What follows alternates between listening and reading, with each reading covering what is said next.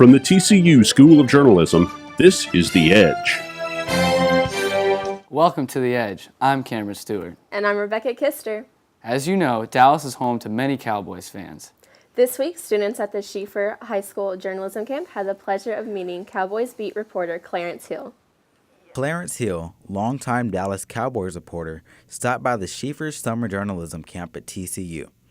23 high school students from across the country listened as Hill offered insight into a career in sports journalism. Hill said that he didn't always want to be a journalist. And again, I didn't initially go to college to be a sports writer, journalist. I went to be an accounting major, but I kind of fell into a career that's become a labor of love.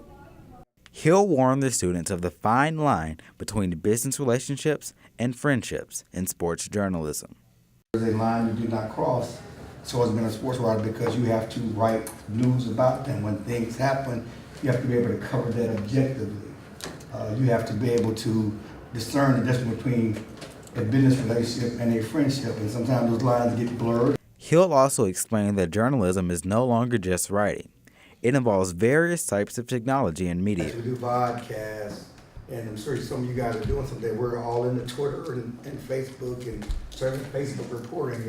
Hill also offered a prediction about this year's Cowboys team. Playoffs. You talking playoffs? Cowboys have had, they're not going to make the playoffs. After 17 years at the Star-Telegram, Hill says the main thing that keeps him going is passion. And so you have to have a passion for this business. You want to stay in it. For The Edge, I'm Kendall Long reporting. Prior to becoming a Cowboys reporter, Hill was a high school sports reporter for the Star-Telegram.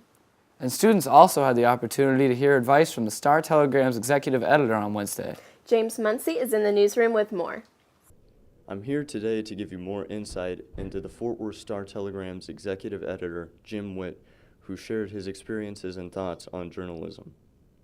When I was first started the Star-Telegram back in 1986, if you would have told me what would happen 20 years later, I never would have believed it. At the time, print was the only way, really, that or TV was the only way people found out about things.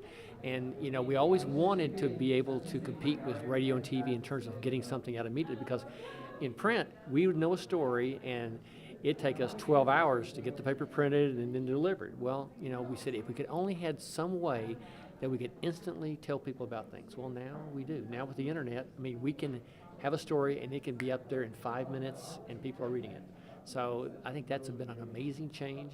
Jim Witt talked to the students about some of the challenging aspects he has dealt with while reporting.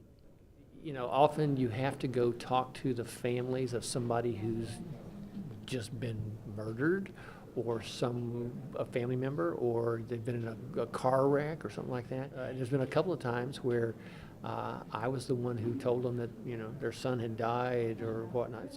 And he offered advice to future journalists.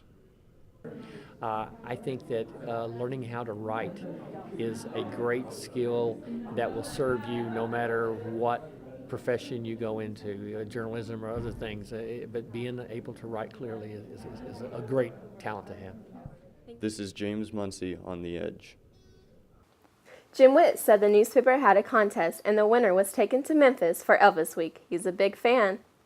NBC5 anchor Deborah Ferguson returned to her alma mater this week to talk about journalism. Madison Ramsey has the story. Deborah Ferguson, NBC DFW co-anchor, shared her life story with a group of future journalists at TCU. 23 Schieffer summer journalism campers met Ferguson and asked questions about her experiences in broadcast journalism. Ferguson spoke to students about the passion it takes to succeed as a reporter. Journalism camper Taylor Sutton appreciated her guidance. The thing that struck me most about Deborah Ferguson was her hard work. And every day, as she said, she wakes up at 1:15 in the morning, and that's true dedication. Through her words of wisdom, Ferguson influenced the students to find their calling and work hard during the process. When referring to her work life, she said, "This is not a 9-to-5 job. What we do is a lifestyle." She said, "It is a sickness, but I don't want to be cured." For The Edge, I'm Madison Ramsey reporting. Ferguson has been working in the area since 1991. That's all we have for today. Thanks for joining us on The Edge. Have a great day.